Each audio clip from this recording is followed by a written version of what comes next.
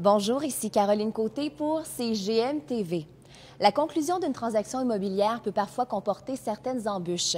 La propriété peut être victime de l'usure du temps, de propriétaires négligents ou d'une situation géographique défavorable, ce qui rend sa vente plus difficile.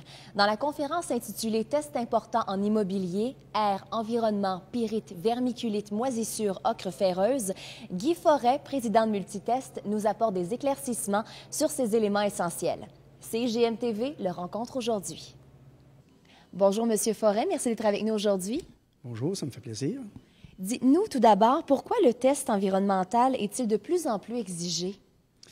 Et je dirais que depuis 10 à 30 ans, il est de plus en plus exigé à cause de la conscience que les gens en ont, l'importance de la qualité de l'environnement, les inspecteurs qui sont très sensibilisés et le font, cette sensibilisation-là, au niveau de leurs clients acheteurs.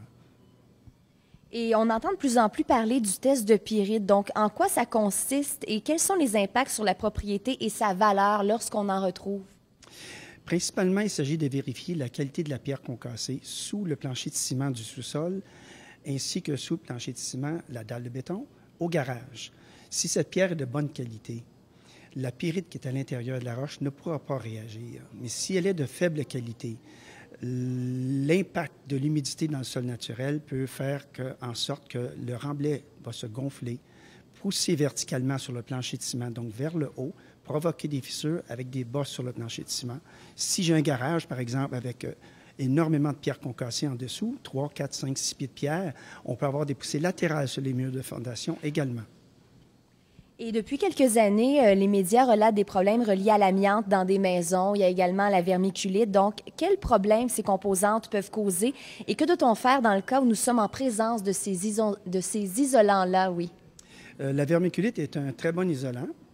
C'est un minéral, et, sauf que provenant d'une mine en particulier, et le produit a été commercialisé sous le nom de commerce zonolite. Il y a une très petite quantité d'amiante dans ce produit, qui pourrait être dangereux si l'isolant est perturbé lors de travaux majeurs. Je pourrais avoir des poussières aéroportées dans la maison et les respirer. Mais normalement, ce n'est pas le cas. Donc, ce n'est pas dangereux dans la maison habituellement parce que c'est confiné dans le grenier. Et finalement, il y a aussi de plus en plus de cas d'ocre ferreuse. Alors, quels sont les secteurs plus à risque et qu'est-ce qu'on doit faire si on en trouve chez soi? Le problème survient principalement dans les secteurs où on a un sol sablonneux et le problème sera exacerbé si j'ai une nappe phréatique qui est haute. Donc, cette nappe d'eau, si elle touche à la maison constamment et si j'ai un sol sablonneux, je risque d'avoir des drains français colmatés causés par les fameuses ferrobactéries qu'on appelle l'ocre ferreuse. Il y a des secteurs un peu plus prisés au niveau de l'ocre ferreuse. Quels sont-ils? Sur la Rive-Sud, par exemple, Saint-Amable est un cas typique. Il y a des nappes phréatiques très hautes et un sol sablonneux. Sur la Rive-Nord, beaucoup plus que sur la Rive-Sud ou à Montréal. Je vous dirais qu'à Saint-Lazare, à l'ouest de l'île de Montréal, c'est un autre endroit particulièrement important.